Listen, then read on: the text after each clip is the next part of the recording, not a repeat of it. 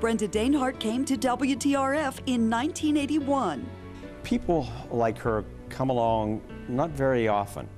People like her that you immediately know that girl's gonna make it. One of her first stories was at the Hare Krishna Palace of Gold.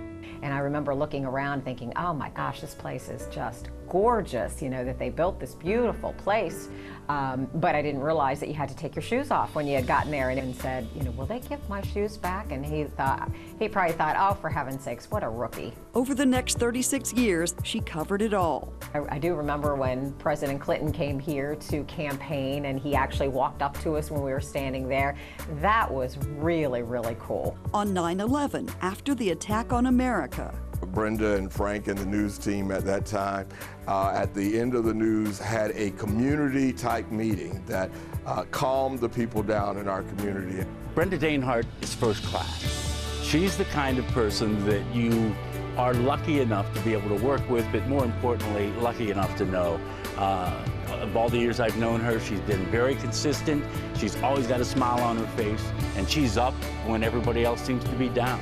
She's kind of been the face of our valley in the news, and always had that smiling face, and that's what when I think of Brenda Danehart, I see that smile no matter what day it is or what time it is. And she's done just an outstanding job, and this is an honor that's probably long overdue, and we're really proud of her. Brenda has hosted countless telethons and still does. She has empathy and compassion. She could see what other parents were going through at the time and realize the hardships that they were facing. And someone who cares about this community, a mother, a wife, a leader, she's all that wrapped up in one. To complete me, I needed this job, and I needed to be a mom and a wife, and because of my wonderful family, I was able to do all of that. So I feel blessed. Her career continued, and she still gets the highest compliment a journalist can aspire to. She always worked hard to get the facts right, so if she said it, you can believe it. I've been off the air for 16 years, I think it is now, not other than doing telethons, and people still remember me. She's always so gracious to everybody.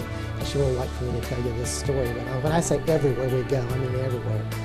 We were at a funeral together, and seated, the service was about ready to begin, and a very nice lady spotted Brenda, gets up, comes to her, and asks her to autograph the funeral program.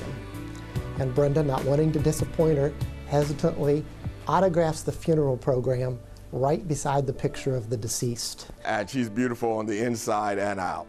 And when we first met her, she was an anchor, and now running the news department. Now back to the Palace of Gold. Brenda, I want to say I always loved working with you. You're very nice and kind-hearted, very welcoming. And I'll make sure next time when you come, you don't have to take your shoes, and we'll have shoe cover for you. I'm just really proud to say that I liked my job, loved my job to the point that I wanted to stay at this television station and do my whole career there. To this day, I still consider her truly a friend. The community looks to her, and we're so very honored and privileged to have her in our world.